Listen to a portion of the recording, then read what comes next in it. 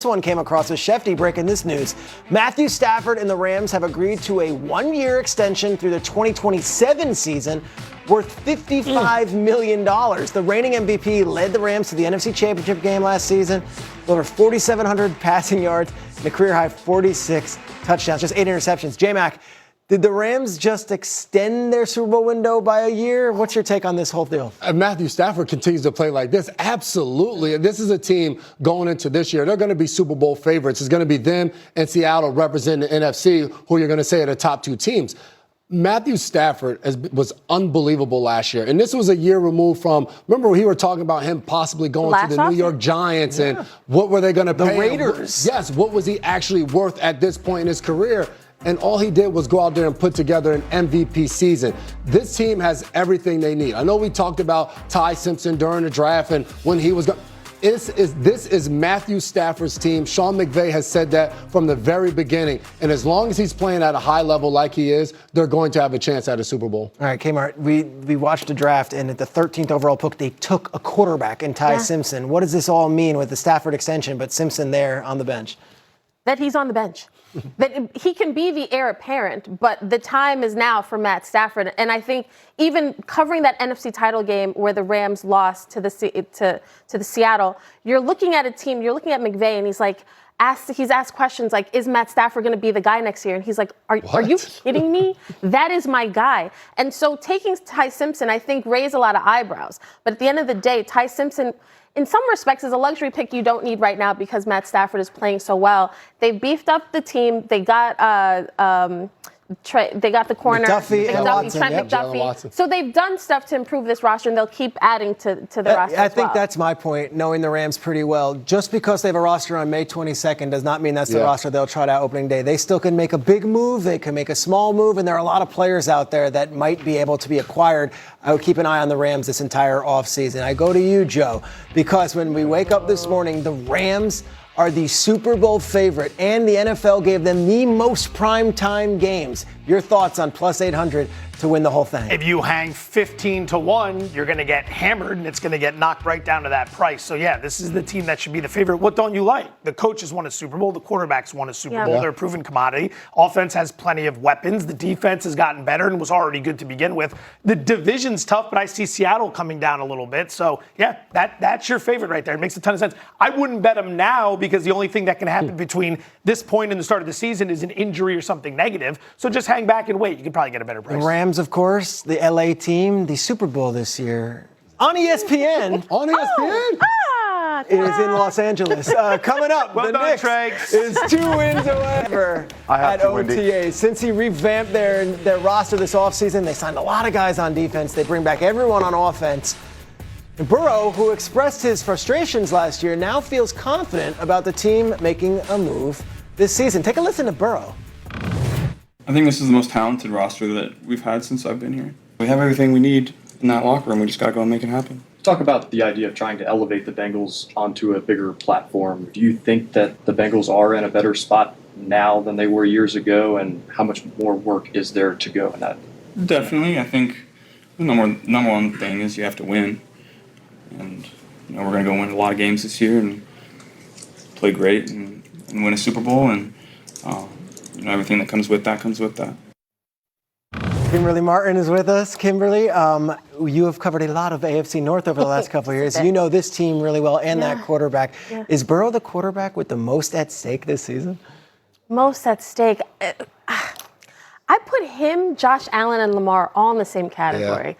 They're, in my opinion, all three elite. So at this point, everybody just wants to know, when are you going to win a Super Bowl?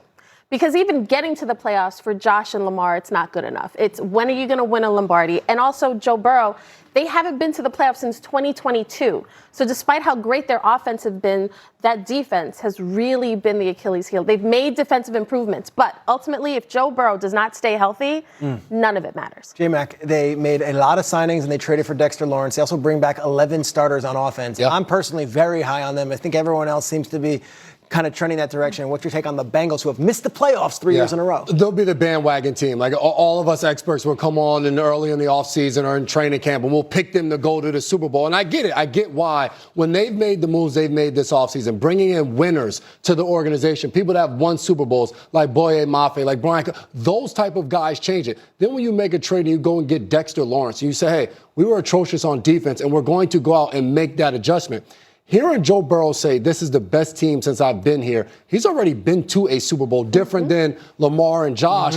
Ton of pressures on him and Zach Taylor to go ahead and make this thing happen, to win a lot of games like he talked about, to get over the hump and be able to win a Super Bowl. But the one thing I loved in that clip, there's a happy Joe Burrow. Remember We're not last hearing year? the conversations We were like, in December where it's playing, am I having fun? How Body language, he talk, is all happy, that. and he is fired up to be a Cincinnati Bengal. So all Bengals fans should be fired up too. Joe, 9.5 on May 22nd, 9.5 wins over under.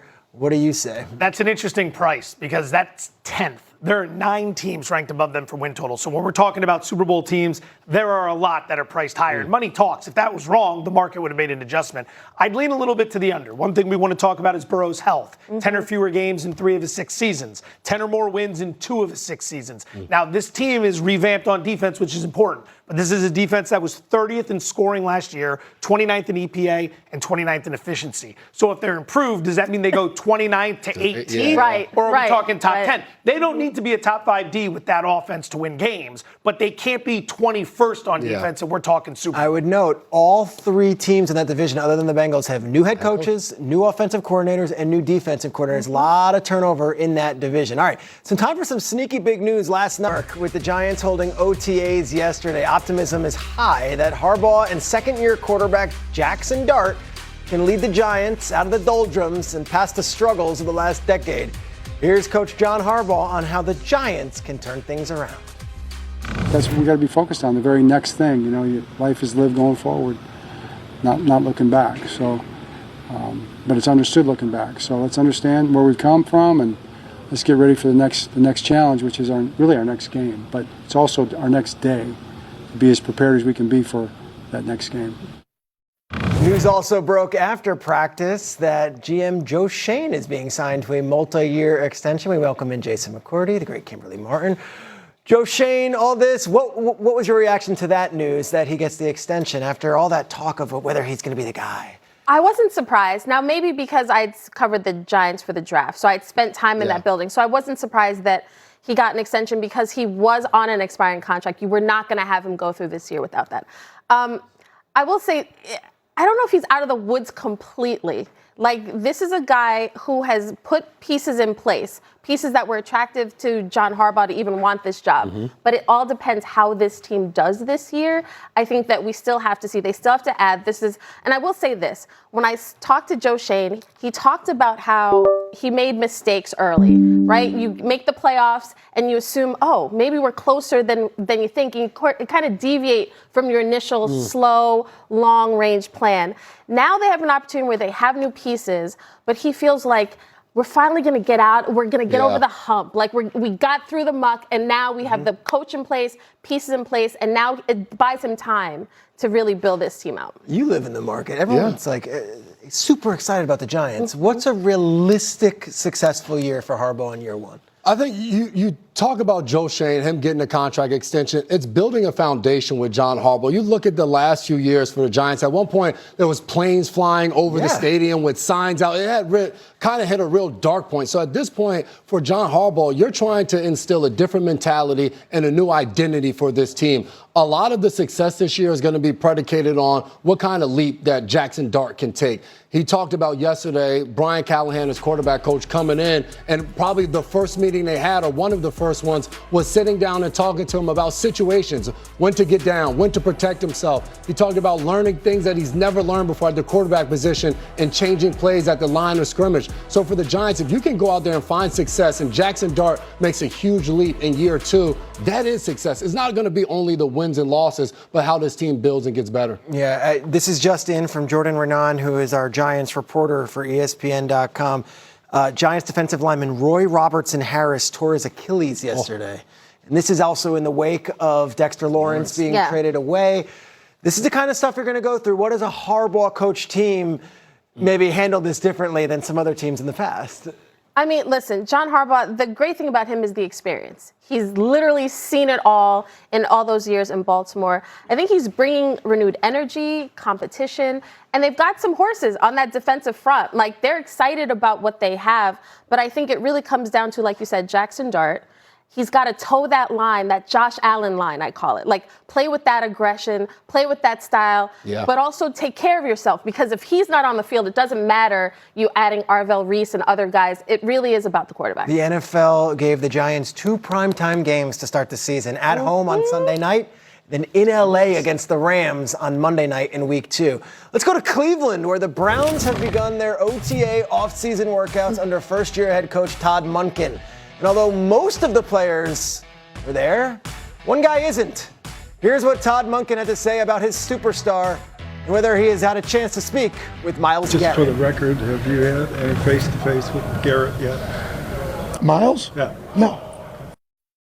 I love Todd Monken. I'm so sorry. Monken is something. Speaking of what something. What other Miles could you be? Miles? J-Mac, is this something that Garrett? No. Myles Garrett's in his 10th year on his 5th different head coach. It is not the player's responsibility to usher in the new head coach and make sure everything is smooth. It's a red carpet. Hey, I'm here. I'm showing up. I'm fired up. It's not his job to do that. If Myles Garrett wants to spend his offseason somewhere else during optional workouts, and I think Monken answered it that way because everyone knows Myles Garrett hasn't been there. So when would they have had time to have face-to-face conversation? He didn't say I haven't heard from him or I haven't talked to him. They just haven't talked face-to-face.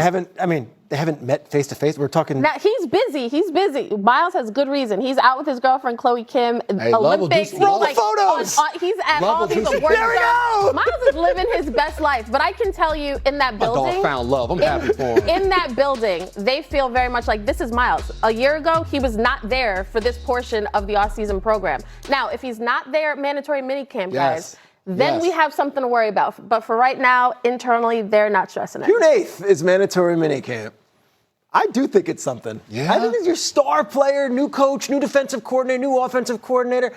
I do think it's something, and I know we were talking trades throughout last offseason.